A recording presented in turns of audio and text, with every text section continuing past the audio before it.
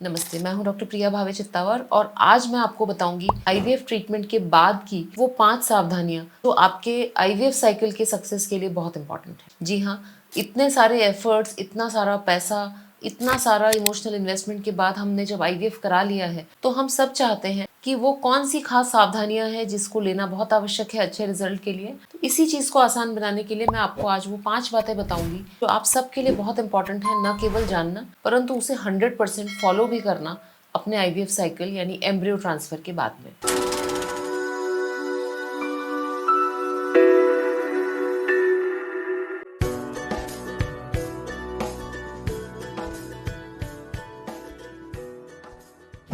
सबसे पहला जो प्रिकॉशन है या जो सावधानी है वो है दवाइयों को लेकर। आईवीएफ के ट्रीटमेंट के बाद, एम्ब्रियो ट्रांसफर के बाद आपको कुछ मेडिसिन प्रिस्क्राइब की जाती हैं। अधिकतर ये सपोर्टिव मेडिकेशंस होती हैं जिसमें कि प्रोजेस्टेरॉन जेल हो सकता है, इंजेक्शंस हो सकते हैं और प्रोजेस्टेरॉन के टैबलेट्स भी हो सकते हैं। अब कई बार पेशेंट ये सोचता है कि इन दवाई को हम थोड़ा सा आगे पीछे समय करके ले लें या कभी कभी वो भूल जाते हैं दवाई को टाइम पर लेना। ये आईवीएफ साइकिल के बाद बहुत ज़्यादा रिस्की हो सकता है, स्पेशली क्योंकि जो एम्ब्रियो है वो पूरी तरह से बाहर से मिलने वाले प्रोजेस्टेरॉन पर डिपेंडेंट है उसकी ग्रोथ के लिए। आजकल अधिकतर केसेस में फ्रोजन एम्ब्रियो ट्रांसफर होते हैं जिसमें कि बॉडी अपना खुद का बिल्कुल प्रोजेस्टेरॉन नहीं बना रही होती। तो यदि आप कुछ भी गड़बड़ करते हैं दवाई के समय में तो इससे प्रोजेस्टेरॉन लेवल्स ड्रॉप हो जाते हैं और इससे एम्ब्रियो इम्प्लांटेशन पर फर्क पड़ सकता है और साथ ही साथ आपका रिजल्ट भी गड़बड़ हो सकता है। दूसरी एक गलती जो पेशेंट्स करते हैं, कई बार वो बीटा एचसीजी टेस्ट की डेट तक की दवाइयां लेके जाते हैं और बीटा एचसीजी टेस्ट देने के बाद उसकी रिपोर्ट आने में 2 या 3 दिन का समय लग जाता है। अब इन 2 या 3 दिनों में उनके पास दवाई नहीं रहती, वो कहीं गाँव में रहते हैं जहाँ उस ब्रांड की दवाई नहीं मिल रही। इस चीज से आप जरूर बचिए। आप 1 या 2 दिन की एक्स्ट्रा दवाई अपने पास अवश्य रखिए। तो दवाई का ब्रांड, दवाई का डोज और दवाई का टाइम, ये बहुत इंपॉर्टेंट है और इसको आपको ध्यान रखना है। दूसरी बहुत इंपॉर्टेंट सावधानी ये है कि एम्ब्रियो ट्रांसफर के बाद कुछ नॉर्मल चीजें होती हैं, जैसे कि किसी किसी को ब्लोटिंग होती है, किसी को पेट में हल्का फुल्का दर्द होता है, कई महिलाओं को क्रैम्प्स आते हैं। ऐसे समय में आपको पता होना चाहिए कि ये नॉर्मल सिम्टम्स हैं और इनको ठीक करने के लिए क्या वो फर्स्ट एड की दवाइयां हैं जो आप ले सकते हैं। मिसाल के तौर पे यदि हल्का फुल्का बुखार है, बॉडी एक है, हेडेक है तो आप क्रोसिन की गोली खा सकते हैं। यदि आपको एसिडिटी, ब्लोटिंग की समस्या है तो आप साधारण एंटासिड की टैबलेट खा सकते हैं। परंतु ये सारी दवाइयों की सूची आपको अपने क्लिनिक से लेके जानी है और अपने पास ये दवाइयां रखनी है, जिससे कि एंड वक्त पे यदि आपको ये प्रॉब्लम आए, और जरूरी नहीं है कि हर बार क्लिनिक से आपका संपर्क हो पाए, तो आप बिना किसी परेशानी के वो दवाई लेके और अपनी परेशानी का सॉल्यूशन पा सकते हैं। तीसरा बहुत इंपॉर्टेंट चीज है अलार्म सिग्नल्स की जानकारी। क्या होते हैं अलार्म सिग्नल्स? अलार्म सिग्नल्स वो सिम्टम्स होते हैं कि जैसे ही वो आपको सिम्टम हुए आपको इमीडिएटली अस्पताल में जाना है या डॉक्टर से परामर्श लेना है।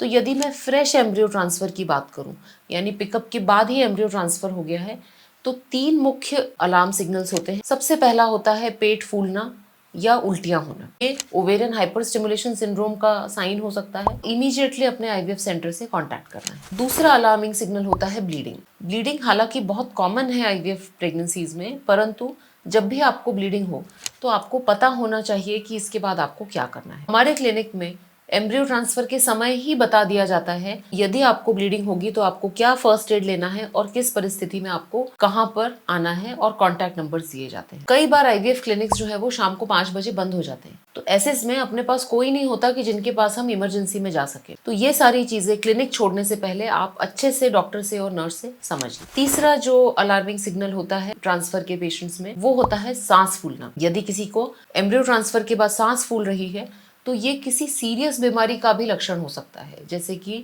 पल्मोनरी थ्रोम्बोएम्बोलिज्म या ओवेरियन हाइपरस्टिमुलेशन। तो यदि फ्रेश एम्ब्रियो ट्रांसफर के बाद सांस फूले, ब्लीडिंग हो या पेट फूले और उल्टियां हो तो आपको तुरंत अस्पताल जाना है। फ्रोजन एम्ब्रियो ट्रांसफर में ये सारे खतरे नहीं होते। तो यदि फ्रोजन एम्ब्रियो ट्रांसफर के बाद में आपको ब्लीडिंग हो रही है तो ये एक अलार्मिंग सिग्नल है, परंतु इसमें आपको पैनिक नहीं करना। डॉक्टर ने जो आपको फर्स्ट एड की गोलियां बताई हैं वो आपको इमीडिएटली कंज्यूम करना है। ब्लीडिंग स्टॉप हो जाएगी, यदि नहीं होती है तो आपको डॉक्टर के पास पहुंचना है। चौथा बहुत इंपॉर्टेंट जो सावधानी है जो आप सबको लेनी है आईवीएफ साइकिल के बाद, वो है अपने स्ट्रेस को मैनेज करना। जो हमारा 14-15 दिन का वेट होता है एम्ब्रियो ट्रांसफर के बाद से लेके बीटा एचसीजी की टेस्ट तक, वो बहुत ज्यादा स्ट्रेसफुल होता है क्योंकि इस समय ऐसा कुछ नहीं है जो हम कर रहे हैं, परंतु 24 घंटे हमारे दिमाग में चलता रहता है कि रिजल्ट पॉजिटिव होगा या नेगेटिव होगा। नेगेटिव होगा तो मैं क्या करूंगी, अब मेरे पैसे खत्म हो गए हैं, मैं किसके पास जाऊंगी, मुझे घर वाले ऐसा कहेंगे। तो इस तरह के कई सारे विचार जो हैं वो कंटिन्यूसली पेशेंट के दिमाग में चलते रहते हैं। एक्चुअली जैसा हम सोचते हैं उसी तरह के हार्मोन्स हमारे शरीर में बनते हैं और उसी तरह का जो वातावरण है वो शरीर में रहता है। तो यदि आप स्ट्रेस फ्री हैं तो एम्ब्रियो डेफिनेटली इम्प्लांट होने के चांसेस ज़्यादा होते हैं। आप खुद मुझे बताइए, यदि आप किसी के घर में मेहमान बन के जाते हैं और वहाँ सब स्ट्रेस में है, तो क्या आप वहाँ ठहरना पसंद करेंगे? बिल्कुल नहीं। उसी प्रकार हमने एम्ब्रियो को आपके यूट्रस में डाल दिया है। यदि हमारे शरीर में बहुत सारे स्ट्रेस हार्मोन्स होंगे, हम कंटिन्यूसली परेशान हैं, तो वो एम्ब्रियो भी मैं नहीं समझती कि इम्प्लांट होके और एक हेल्दी प्रेगनेंसी में कन्वर्ट होगा। तो अपने स्ट्रेस को मैनेज करने की कोशिश करिए, अपने एक्सपेक्टेशंस को रियलिस्टिक रखिए।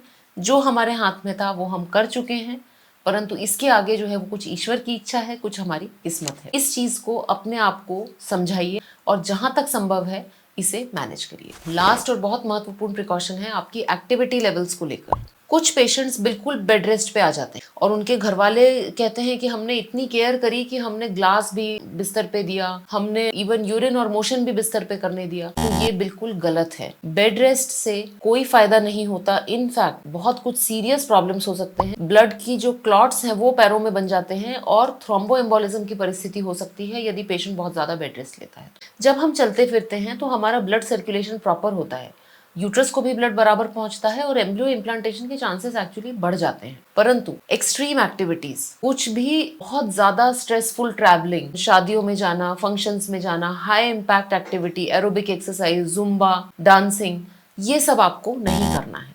और ये 5 सावधानियां यदि आप लेंगे तो निश्चित ही आपको एक अच्छा रिजल्ट मिलने में मदद होगी। धन्यवाद।